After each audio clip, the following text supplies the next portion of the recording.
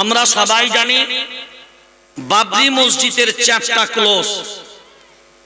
বাবরি মসজিদের চ্যাপ্টার, জোরে বলেন, চ্যাপ্টার ক্লোজ।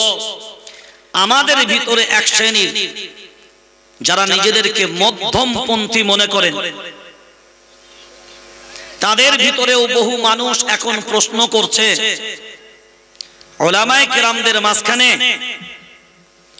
যে বাবরি মসজিদ শহীদ হয়ে গেল 1992 সালে, সুপ্রিম কোর্ট জাজমেন্ট দিয়ে বকরাবাটি করে নিল, মসজিদ পক্ষকে একটা জায়গা দিয়ে দিল, এরপরেও মুসলমান বাবরির কথা কেন তুলে বলো?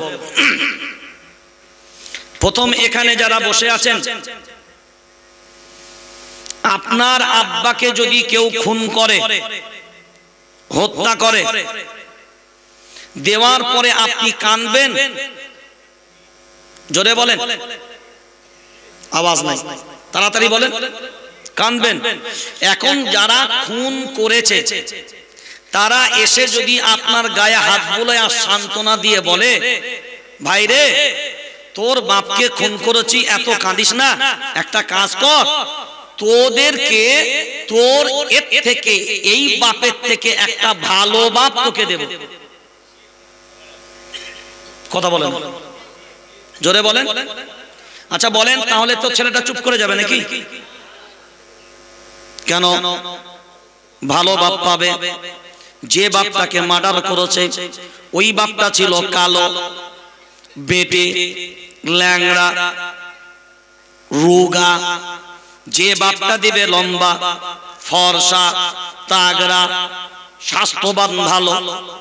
এখন বলেন, তাহলে যদি নতুন বাপ পেয়ে যায়, পুরাতন বাপেরও দুঃখ ঘুচে যাবে? জোরে বলেন, যাবে? যে গদি মিডিয়া গুলো বলছে আল্লাহর গোলাম, যে মধ্যমপন্থী আমাদের ভিতর থেকে বলেন বাবরি মসজিদ ক্লোজ হয়ে গেল, না রে আল্লাহর গোলাম না, বরঞ্চ ভারতবর্ষের 40 কোটি মুসলমান সুপ্রিম কোর্টের জাজমেন্টকে সম্মান জানিয়েছে। যে সুপ্রিম কোর্ট জাজমেন্ট যখন দিয়েছে নির্দ্বিধায় আমরা মেনে নিয়েছি, কিন্তু দিল থেকে মানতে পারি? জোরে বলেন।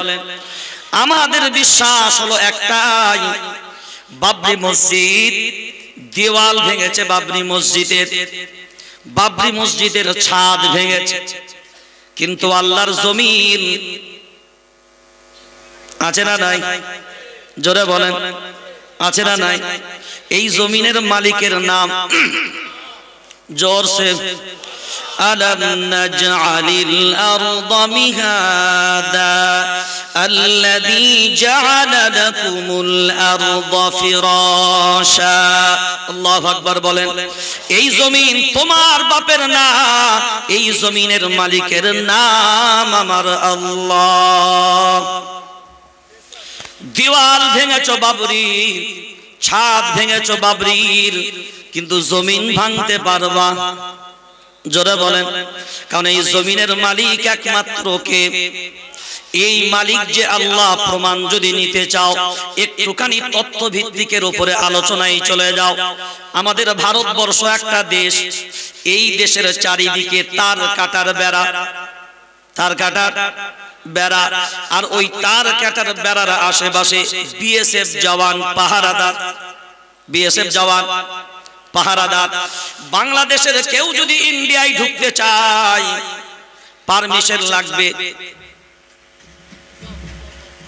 অনেক ঠান্ডা লাগছে, হ্যাঁ সব বোনাস করেছে আমরা। পারমিশন লাগবে, তাড়াতাড়ি খুব সময় সব পারমিশন লাগবে, পারমিশন লাগবে। ভারত থেকে যদি কেউ পাকিস্তানে যেতে চায় লাগবে, পাকিস্তান থেকে যদি কেউ আসতে যায় পারমিশন লাগবে। কারণ এরা হলো দেশের মানুষ। বাংলাদেশের কোনো ফ্লাইট যদি ইন্ডিয়ার সীমারেখায় আসতে চায় পারমিশন লাগবে। একটা দুটো উদাহরণ শেষ করে দিলাম। এখন বলেন ভূমিকম্প কে দেয়? না না, প্রধানমন্ত্রীর দপ্তর থেকে আসে, রাষ্ট্রপতি ভবন থেকে আসে। এখন যদি আল্লাহ মনে করে এই নতুন হাট মঙ্গলকোট এলাকায় আমি আল্লাহ ভূমিকম্প দেব, মুখ্যমন্ত্রীর পারমিশন লাগবে, বর্ধমান জেলার ডিএম এর পারমিশন নেবে, থানা পারমিশন নেবে। জোরে বলেন কারণটা কি? আপনাদের চাষি এলাকার মানুষ, আপনারা জমি চাষ দেন, নিজের জমি চাষ দেন না লোকের জমি দেন? জোরে বলেন। এখন যদি ট্রাক্টর লোকের জমিতে ফেলে দেন চাষ দেবার জন্য, গণধুলাই বাকি থাকবে। এখন নিজের জমিতে যদি চাষ দেন কেউ বাধা দেবে? কেউ বাধা দেবে? আল্লাহ যদি ভূমিকম্প দিতে চায় কারোর পারমিশন লাগবে না। তাহলে আল্লাহ বুঝালেন আমার জমিনের উপরে আমি ভূমিকম্প দেব, কারোর পারমিশন আমি আল্লাহ আমার প্রয়োজন হবে? জোরে বলেন না। আমরা সবাই জানি, ছোট্টবেলা থেকেই শুনে আসছি রে আল্লাহর গোলাম, মায়ার নবী মদিনাওয়ালা বলেন ইন্নার রাহমাতা তানজিলু আলা রাসিল কাবা। মায়ার নবী মদিনাওয়ালা বলেন প্রথম রহমত আল্লাহ বাইতুল্লাহর উপরে নাজিল করেন, আর ওই রহমতের লিঙ্ক সারা দুনিয়ার সমগ্র মসজিদ গুলোতে আল্লাহ পাঠানোর ব্যবস্থা করে দেন। এখন যে রহমত বাইতুল্লাহর উপরে আসলো, ওই রহমত কি বাবরির উপরে আসে নাই? জোরে বলেন, বাবরির উপরে আসে নাই? তাহলে বাবরির উপরে ওই রহমত আসলো। এখন যারা ভাবনা চিন্তা করে এই কথা বলবেন, খুব বিনয়ের সাথে ভাবনা চিন্তা করে এবার আগিয়ে যান। কয়দিন আগে আপনারা দেখেছেন জ্ঞানব্যাপীর মসজিদের একটা রায় বেরিয়েছে। রাতের গভীর অন্ধকারে রিটাইন হবে যে জজ, ঠিক 31 তারিখে তিনি রিটাইন হবেন। রাত 12টার পরে তার সময় শেষ। আর তিনি জ্ঞানব্যাপী মসজিদের উপরে যে রায় দিচ্ছেন, ঠিক 12টার আগে তিনি রায় ঘোষণা করছেন। কারণ রায়টা দেওয়ার পরে মসজিদ পক্ষ যেন পাল্টা কোনো প্রশ্ন করার সুযোগ। জোরে বলেন। বড় অবাক, রায় ঘোষণা হয়ে গেল। রাত্রি 2টোর সময় ডিজি, আইজি, ডিসি, ইসিপি যা আছে সব হাজির। বলে ব্যাপারটা কি? কোর্ট রায় দিয়েছে রাত্রি 12টার মধ্যে, রাত্রি 2টার মধ্যে মসজিদের ভিতরে পূজা পাঠ শুরু। পৃথিবীতে এমন কেউ দেখেছেন যে রাত্রি 12টার সময় রায় হলো, 2 ঘন্টার মধ্যে সমস্ত প্রশাসনিক ব্যবস্থাপনা সব কিছুই রেডি? না, রায় হবার আগে সব কিছু প্রস্তুতি পূর্ব রেডি ছিল, রায়টা শুধু সময়ের অপেক্ষা। জোরে বলেন, কথা বলে না। এখন বিবেক দিয়ে ভাবনা চিন্তা করে যদি দেখি, জ্ঞানব্যাপী পর্যন্ত ঠিক ছিল। এখন যদি আমরা মনে মনে ভাবি আমরা বাংলার মানুষ তো মাশাআল্লাহ ভালো আছে, 4 থেকে 5 দিন পূর্বে আপনারা দেখেছেন মালদা জেলা, কোন জেলা? মালদা জেলা আদিনাথ মসজিদ, যে মসজিদটা আমি আজ থেকে 2 মাস আগে পরিদর্শন করেছি নিজে। দেখবেন এর পূর্বে অনেক কটা লাইভ ভিডিও আমি দিয়েছি, আপলোড করেছি।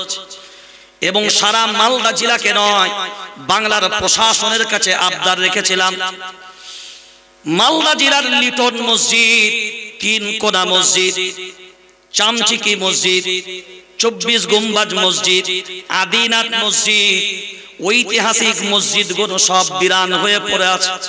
আমি ওখান থেকেই, মালদা থেকেই ডাইরেক্ট প্রশাসনের কাছে দৃষ্টি আকর্ষণ করেছিলাম, অবিলম্বে এই মসজিদগুলো যেগুলো বিরান হয়ে পড়ে আছে, এইগুলো অবিলম্বে মুসলমানদের হাতে তুলে দেওয়া হোক।